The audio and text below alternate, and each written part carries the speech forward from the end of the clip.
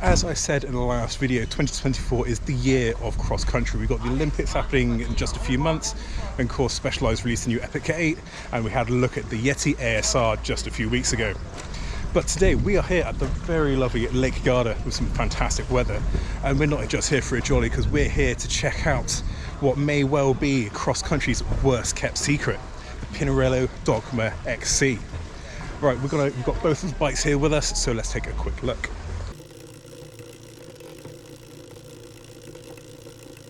Okay, so this right here is the Pinarello Dogma XC, and this is the bike that's been designed in collaboration with Pauline at Ferrand-Prevot. Pinarello says that this bike has been brought to market especially for Pauline because she likes a hardtail. And yeah, as you can see, that's exactly what this is, but there's some very cool things happening here. So if we start off with the frame, obviously there's more cool things than that, but the most kind of drastic that you'll see is this triangle here by the bottom bracket. So the idea here is to improve stiffness, or like give the bike as much stiffness as physically possible. And that kind of theme continues around the rear end here. So as you can see, it's asymmetric. We've got a low seat stay here and a higher seat stay up here, and that has been done apparently because, well, big strong cross-country riders with big old legs, they can feel flex in the rear end as they're putting the power down. So the left hand side has been overbuilt just to compensate for forces that are put through the chain. Elsewhere, it's quite a light frame. It's got a decent geometry on it. I believe that's 480 mil reach.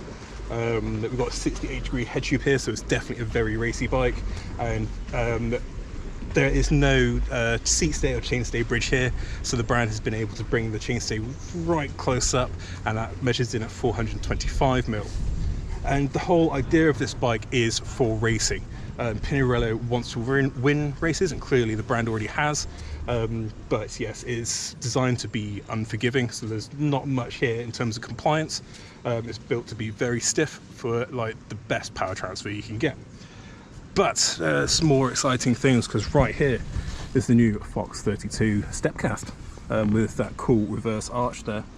It's one of the lighter forks on the market now. It takes quite a few grams off of the old model, and it definitely feels light. So apparently the system weight of this bike, oh, don't let it fall over, is over just over 9 kilos, which is competitive for sure. Elsewhere we've got carbon wheels from DC Swiss. Obviously that is the SRAM XX drivetrain, transmission. We've got a solid seat post, and then we've got a one-piece bar and stem. It looks a little bit odd, I'd agree, but it's meant to be light, it's meant to be stiff. And then that's all joined up by a pair of fast-rolling Recon race tyres. So up front we've got 2.35 inches, at the rear we've got 2.25 inches for a bit of extra rolling speed. They come with XO casings, so that's all good stuff. And this is the World Cup colourway. It does also come in a red and black colourway. There are two models of this bike around, so this is the top end one. As you can see, it's got all the light kit. It's got like extra fancy carbon fibre, which makes the bike even lighter. But then there is another lower down model which is completely black. It gets less good kit, so that is GX T-type and stuff like that.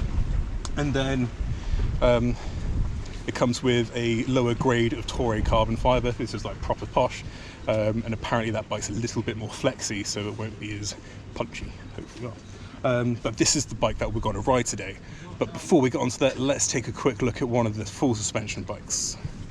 Okay, so this here is the full suspension bike, and as you can see, it's a little bit different, even though it carries over a lot of the tech that we saw before. So we've got that real stiff bottom bracket, and there is still some asymmetry in the rear end there for the same reasons, basically, just to make a real stiff and a real efficient bike.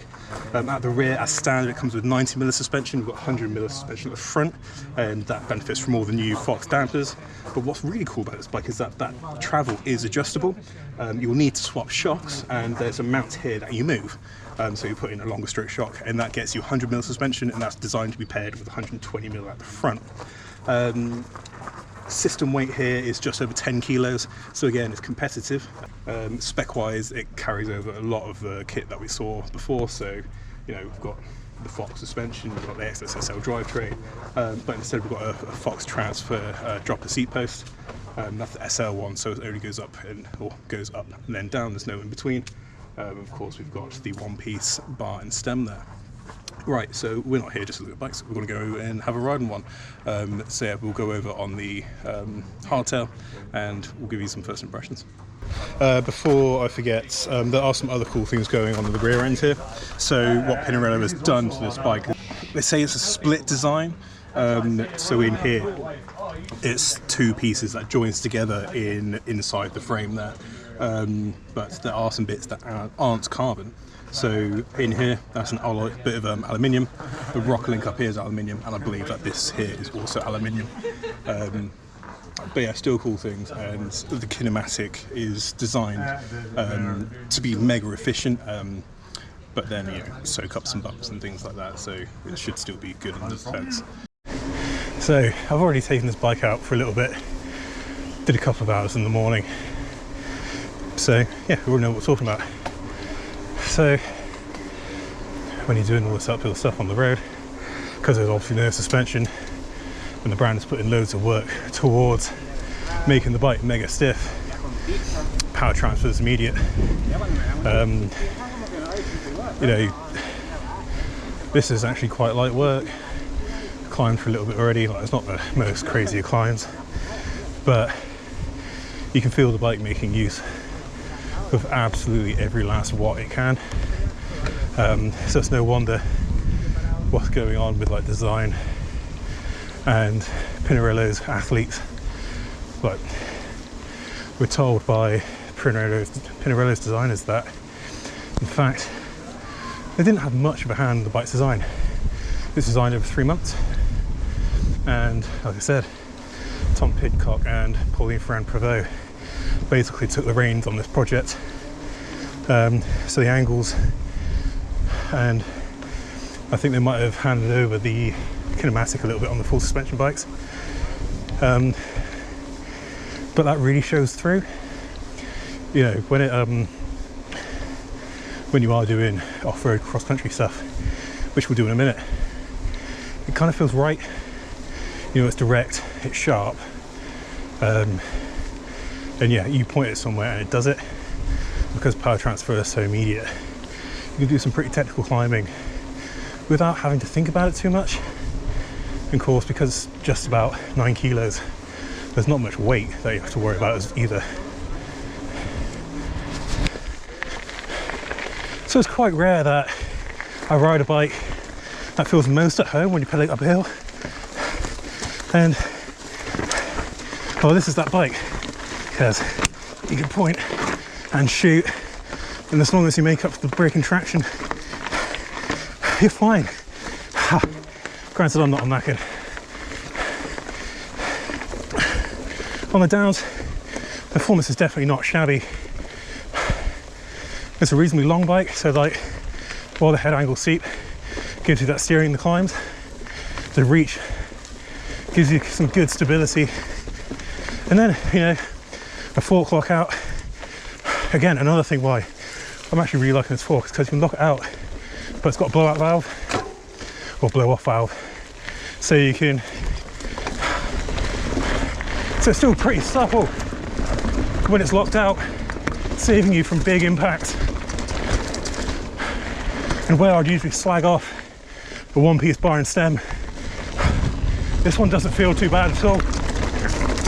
It's stiff, but there's been no real hand fatigue that I've been worried about.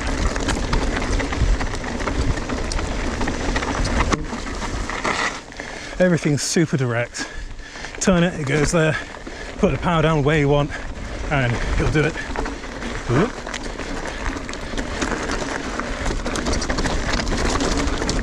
Worth noting that handlebar, it's cable routed internally, which will please some, and I'm sure it will frustrate a fair few. But then that there's a real interesting problem in it, in that there's a knock block in the headset. So when it comes to real like steep corners, you hit it pretty soon. And I've been quite surprised of how soon you do get there. But yeah, there's no wonder, like, this is obviously a bike that Pinarello has designed. It's super efficient and it just wants to go quick. But then because it is a very, very stiff bike. You feel absolutely every single lump in your ass. And I think that actually might harm rear wheel traction a little bit.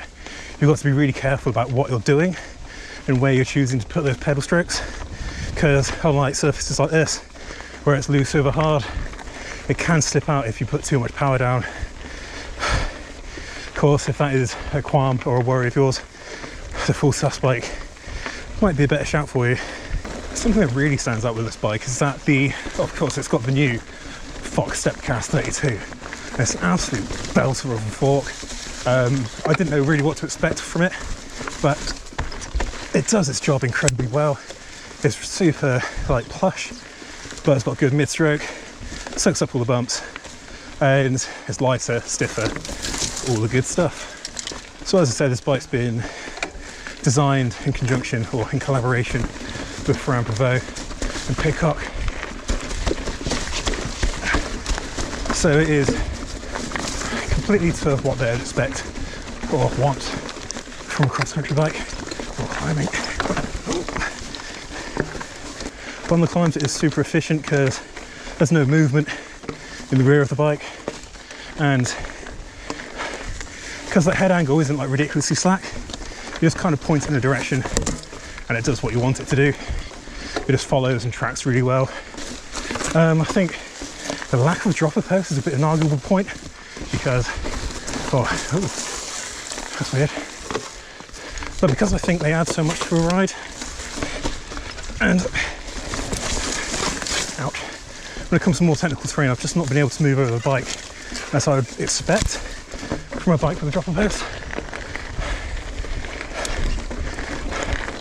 And then on sessions like this, the bike rolls, gains speed, and does rather well.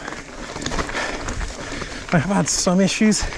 So it's got the SRAM XS drivetrain, and it's been real hit and miss for me.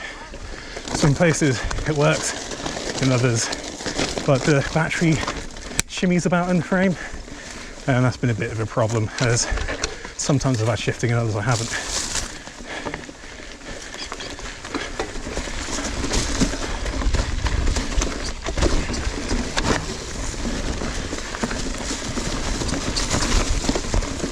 Alright, so that is the first ride on the Pinarello Dogma XC HT, and it's very clear that this is an incredibly race-focused machine. It's absolutely unforgiving in its stiffness, but in return it's unforgiving in the sheer efficiency that it gives you. You know, climbs are basically as effortless as it can get thanks to those super low profile tyres. And of course, this bike just doesn't really bend. Pedaling is super efficient. Again, there's no compliance around here, there's no compliance in the rear end, so where it is a little harder going on the descents, you know, you definitely feel it, and in the long run, on longer descents, I definitely felt a bit of leg fatigue just because I was too busy absorbing all the bumps. It absolutely pays back in just speed when pedaling. It's incredibly direct. It feels, or it transfers every single input that you put into it, both through pedaling and both when steering. So just the bike is incredibly reactive and responsive.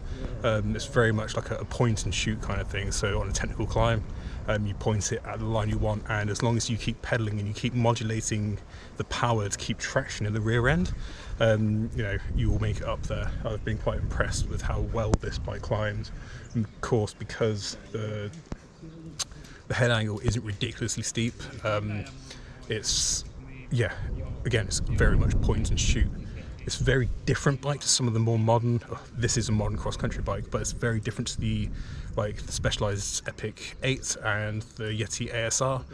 It's not as slack, and it's very much, it's not a trail bike in any way, shape or form, whereas those bikes can be portrayed as such. I find the seat post a bit questionable. I get why it's solid on this hardtail mountain bike, and there are very few brands that have a dropper post on a hardtail, but I think as a bike of this money, which I'll put just here, it costs this much. And a bike of its very racy intentions, I think it does need a dropper post, because as we say, you make your passes as you go up a hill and you make the gap as you go down the hill. And any ability to kind of open up room over the bike so you can move around and, you know, take on more technical terrain, and that would be great. You know, that's the one thing that I felt that has really held me back on this bike. I've not been able to get low, and I've not really been able to kind of let the bike move underneath me, because that saddle leaves no space, or the seat post leaves no space. But overall, it is a very cool bike, and it's kind of, I came into this not expecting, or not knowing what to expect, apart from Pinarello has made a very racy cross-country bike, and it's done exactly that. It's incredibly racy. Again, it won't be for everyone because it is so race focused, but if you're looking for outright efficiency and quite a fast bike, this is that. So yeah, there we go. Those are some first impressions of the new Pinarello Dogma XC HT. Hopefully we can get one review so we can do something a bit more exciting. But if you would like a more in-depth look at this bike, head over to www.off-road.cc, where you see a written first ride review. And as always, feel free to like and subscribe, where you'll find more content just like this, some more reviews on like other bikes, and again the Yeti ASR. And yeah, thanks very much for watching. We'll see you in the next one.